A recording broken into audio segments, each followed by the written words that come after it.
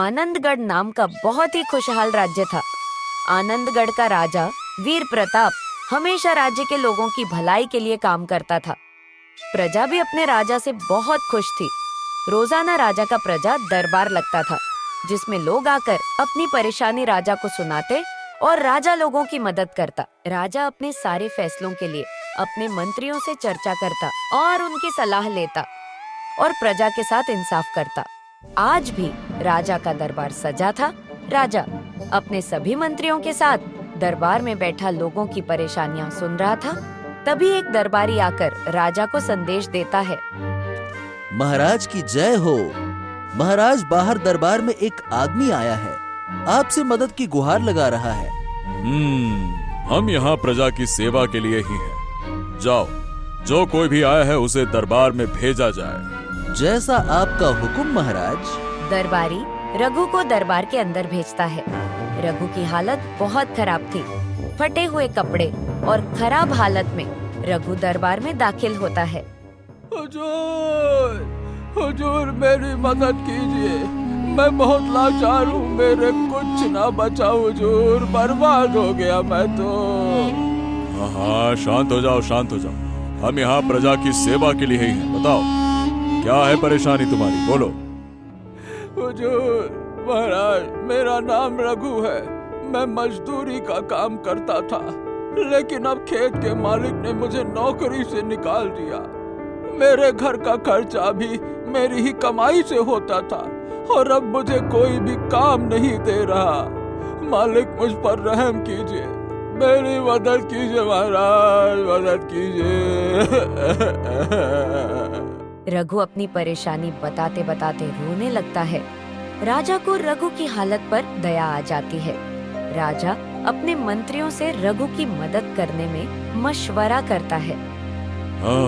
मंत्री ज्ञानचंद जी, ये हमारी प्रजा है जो इस वक्त किसी परेशानी में है। बताइए, किस तरह इनकी मदद की जाए जिससे कि ये आराम से अपनी जिंदगी गुजार सके। जी महाराज, इनकी परेशानी को देखते हुए और समझते हुए हमारा ख्याल है कि इनकी किसी ऐसे तरीके से मदद की जाए जिससे कि ये लंबे समय तक अपनी जिंदगी सुकून से गुजार सके। हमारे ख्याल से हमें इन्हें एक जमीन का छोटा सा टुकड़ा दे देना चाहिए जिस पर ये खेती करके अपनी जिंदगी का गुजारा कर सके। बाकी जैसा आप ठीक समझे महाराज। राजा को भी मंत्री का ये सुझाव पसंद आता है और राजा रघु को एक छोटा जमीन का टुकड़ा देने का ऐलान करता है। तो आप हमारी प्रजा का हिस्सा हैं और हमारी प्रजा को खुश रखना हमारी जिम्मेदारी है। इसीलिए हम इस सभा में ऐलान करते हैं कि राज्य की जमीन से एक छोटा सा जमीन का टुकड़ा रघु के नाम किया जाता है। ये बात सुनकर रघु बहुत खुश हो जाता है। वो राजा का धन्यवाद करने लगता है। महाराज की जय हो, महाराज की जय हो, आप धन्य हैं राजन, महाराज की जय हो, जय हो। इसी तरह बहुत दिन बीत जाते हैं। राजा अपनी प्रजा की परेशानियां सुनकर उन्हें हल करने की कोशिश में लगा रहता है।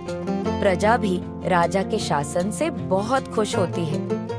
6 महीने बाद एक दिन फिर रघु राजा के दरबार में पेश होता है। दरबार में आकर वो फिर से रोने लगता है।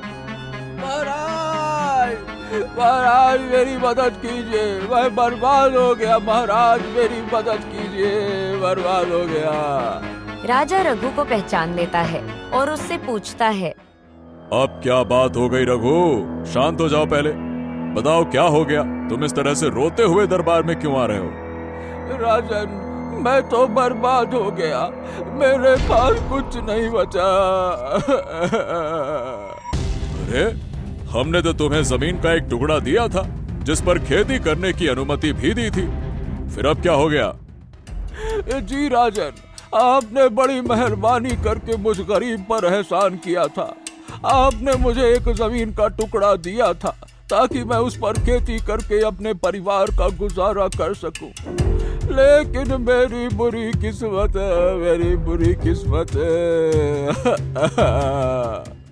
अच्छा रघु, सबसे पहले रो मत, आराम से बताओ तुम्हारी परेशानी क्या है। हम यहाँ तुम्हारी परेशानी सुनने के लिए बैठे हैं।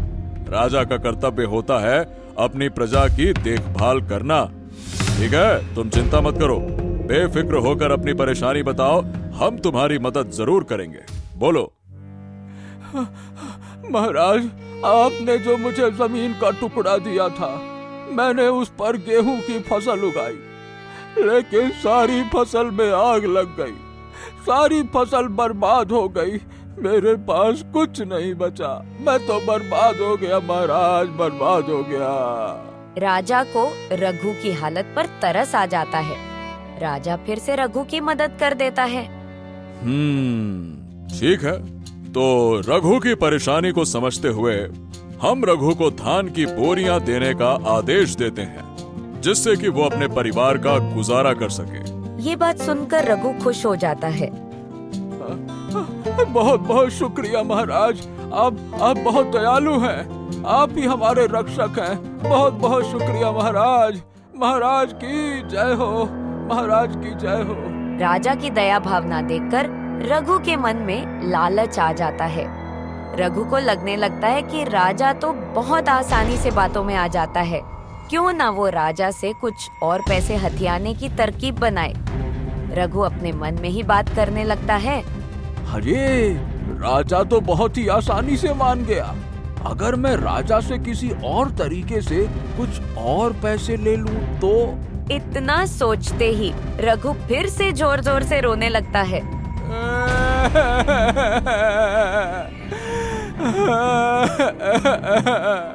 महाराज, महाराज।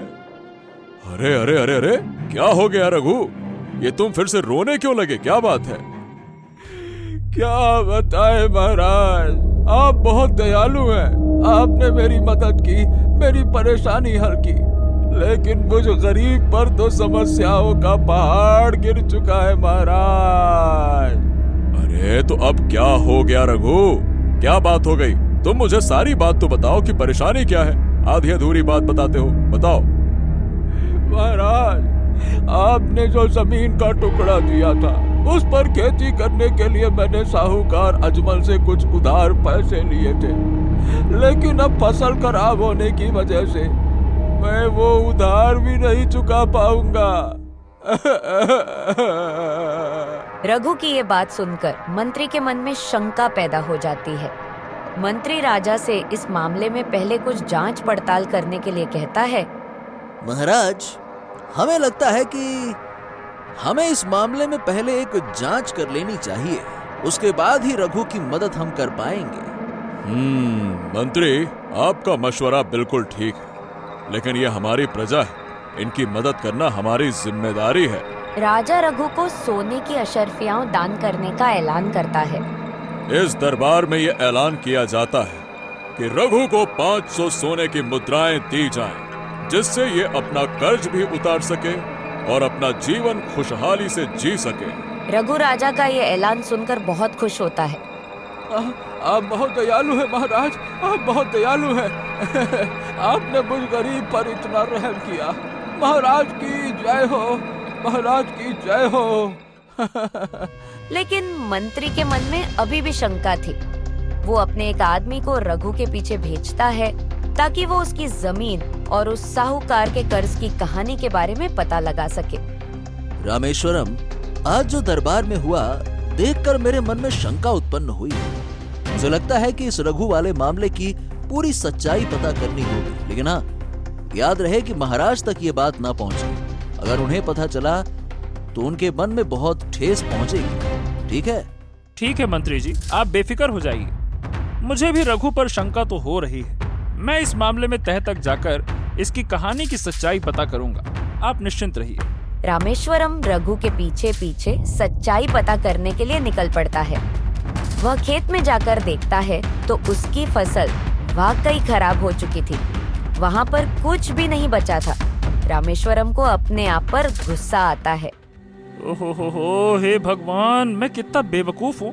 मैं तो एक गरीब आदमी पर शक कर रहा था। बताओ भला, उसकी सारी फसल खराब हो गई। मेरे मन में ऐसी शंका की भावना आना ही बहुत गलत बात है।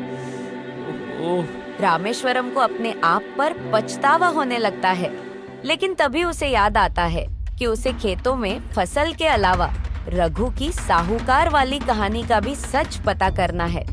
वह वहाँ से लोगों से पूछते पूछते साहूकार अजमल शाह के घर पहुँच जाता है। आप साहूकार अजमल हैं? अजमल शाह जवाब देता है।